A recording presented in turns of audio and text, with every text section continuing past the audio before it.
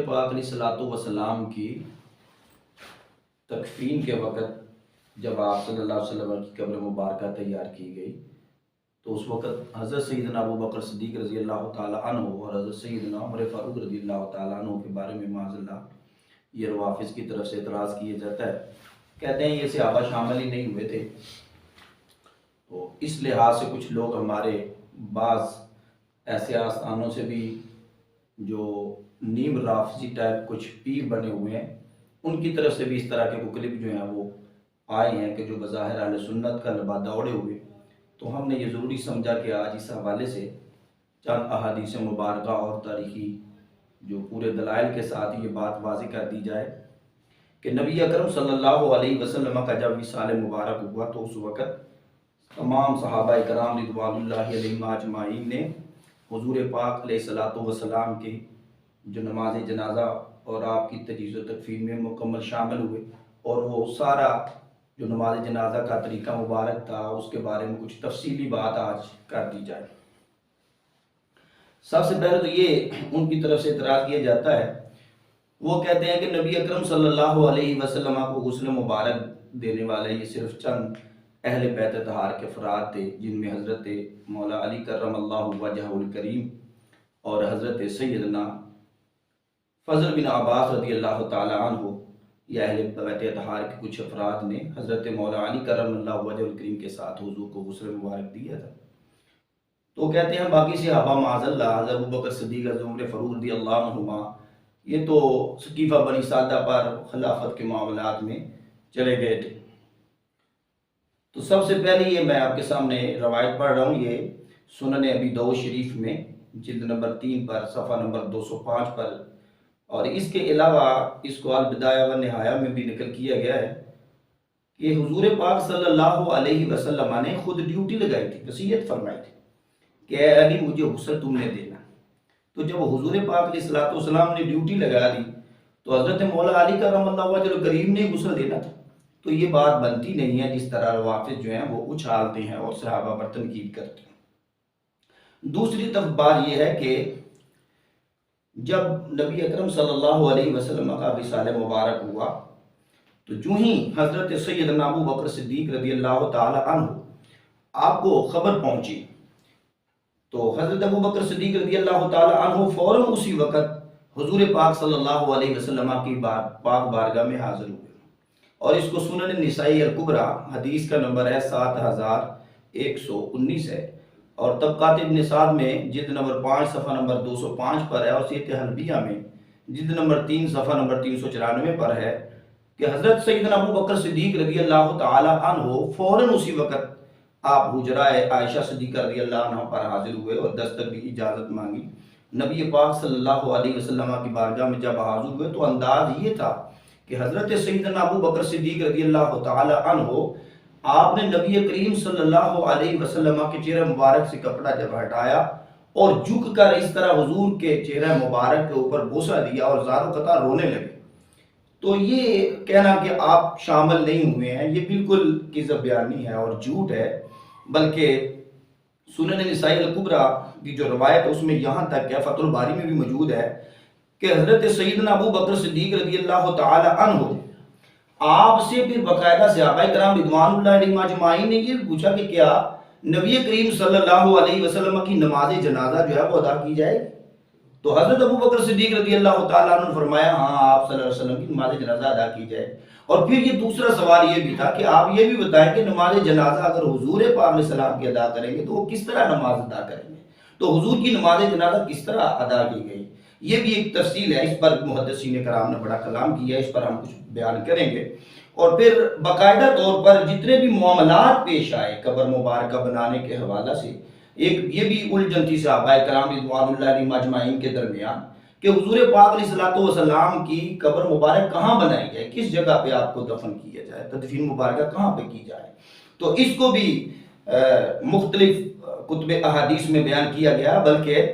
ابن ماجہ شریف جلد نمبر 1 صفحہ نمبر 520 پر ہے، اور البدایہ و نہایہ جلد نمبر 5 اگر آپ یہ صفحہ نمبر 280 تا 88 پڑھیں تو اس پر تفصیل کے ساتھ بیان ہے کہ صحابہ بڑے مضطرب تھے، اور اسی عالم میں انہوں نے حضرت سیدنا ابو بکر صدیق رضی اللہ تعالیٰ عنہ سے بھی بات کی، مشورہ لیا کہ آپ بتائیں کہ حضور پاک علیہ السلام کی تدفین مبارکہ کس جگہ پر کی جائے۔ تو حضرت سیدنا ابو بکر صدیق رضی اللہ تعالیٰ عنہ آپ نے ارشاد فرمایا کہ جو اللہ کے پیغمبر ہوتے ہیں ان کا وصال اسی جگہ پہ ہوتا ہے جو ان کی پسندیدہ جگہ ہوتی ہے، اور میں نے نبی اکرم صلی اللہ علیہ وسلم سے سنا ہے، آپ صلی اللہ علیہ وسلم نے ارشاد فرمایا کہ اللہ کے نبی جس جگہ پر جس مقام پر ان کا وصال ہوتا ہے ان کی تدفین بھی قبر مبارکہ بھی اسی جگہ پر بنائی جاتی ہے، ان کی تدفین بھی اسی جگہ پر کی جاتی ہے۔ اور یہ بھی سیاستہ میں روایت موجود ہے، ابن ماجہ شریف کا میں نے حوالہ دیا اور دیگر کتب احادیث میں یہ بات موجود ہے۔ اور پھر اس سے اگلا بھی مشورہ یہ ہوا کہ آپ یہ بتائیں کہ قبر کس طرح کی بنائی جائے۔ مثال کے طور پر ہمارے یہاں قبر بناتے ہیں، آپ نے دیکھا ہے کہ وہ بالکل شگاف جو ہے وہ بنایا جاتا ہے، اور ایک قبر لحد کی صورت میں بنائی جاتی ہے۔ وہ یہ طریقہ ہوتا ہے کہ وہ ایک قبر بنا کر تو اس کے اندر دائیں طرف یعنی قبلہ شریف کی طرف جو ہے وہ قبر کے اندر جو ہے وہ بغلی قبر اس کو کہتے ہیں، بغلی قبر اندر ہی اس کے ایک سرنگ سی بنائی جاتی ہے اور اس کو لحد بھی کہتے ہیں۔ تو یہ صحابہ کرام رضوان اللہ علیہم اجمعین کے درمیان اس پر بھی کافی جب بات ہونے لگی، یہاں تک کہ بعض گفتگو کے دوران آپس میں آواز اونچی ہونے لگی، تو حضرت سیدنا عمر فاروق رضی اللہ تعالی عنہ آپ جلال میں آ گئے اور فرمایا آواز آہستہ کریں حضور کی بارگاہ میں، آواز اونچی نہیں ہونی چاہیے۔ تو پھر یہاں پر بھی حضرت سیدنا ابو بکر صدیق رضی اللہ تعالی عنہ اور عمر فاروق رضی اللہ تعالی عنہ موجود تھے، باقاعدہ صحابہ کرام کے ساتھ مشاورت تھی پورے معاملات کے اندر کہ قبر مبارکہ کس طرح سے بنائی جائے، اور باقاعدہ پھر اس کو بھی جو ہے ابن ماجہ جلد نمبر 1 صفحہ نمبر 497 پر اس کی تفصیل دیکھی جا سکتی ہے۔ تو حضرت سیدنا ابو بکر صدیق رضی اللہ تعالی عنہ آپ ہر جگہ پر آپ کو نظر آئیں گے، حضرت عمر فاروق رضی اللہ تعالی عنہ شامل رہیں۔ اب اگر کوئی اس طرح کا اعتراض لگاتا ہے، اپنی طرف سے یہ باتیں من گڑت بنا کے قصہ بیانی کرتا ہے، تو ان کو تھوڑا سا خوف خدا ہونا چاہیے۔ حضرت سیدنا ابو بکر صدیق رضی اللہ تعالی عنہ کی مشاورت سے جب یہ پوچھا گیا کہ آپ ان کی نماز جنازہ حضور پاک علیہ السلام کی پڑھی جائے گی، تو آپ نے فرمایا بالکل حضور کی نماز جنازہ ادا کی جائے گی، لیکن اس کا طریقہ کیا ہوگا؟ فرمایا طریقہ یہ ہوگا کہ حجرہ مبارک جو حجرہ عائشہ صدیقہ رضی اللہ تعالی عنہ، جہاں حضرت سیدنا جو حضرت حضور اکرم علیہ السلام کی چارپائی مبارکہ تھی، جہاں حضور کا وصال مبارک ہوا تھا، تو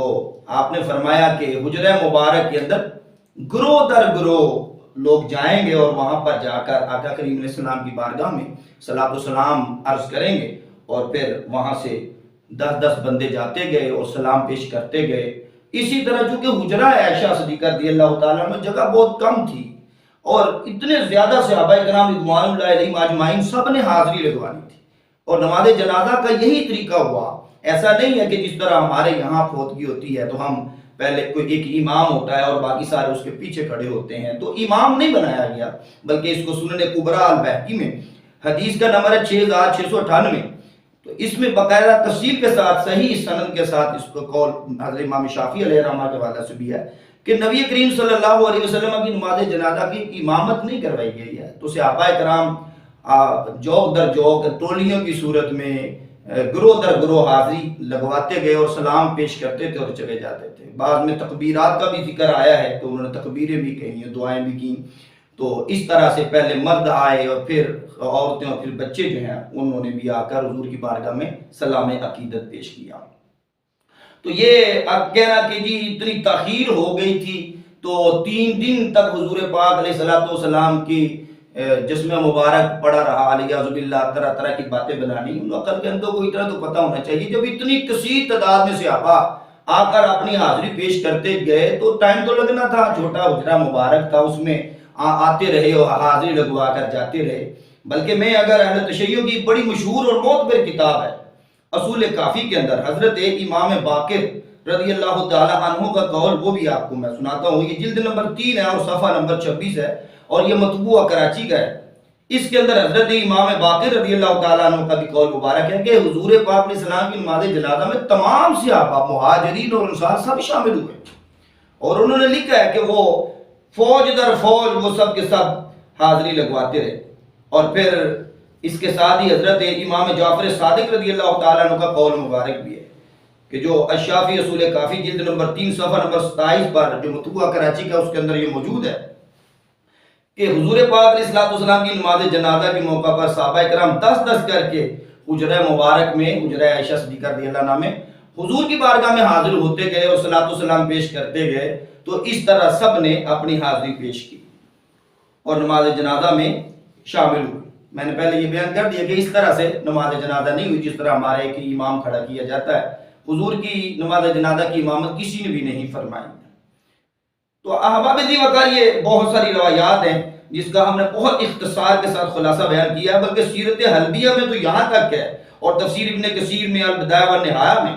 کہ حضرت ابو بکر و عمر رضی اللہ عنہما تو حضور پاک علیہ الصلوۃ والسلام کی جب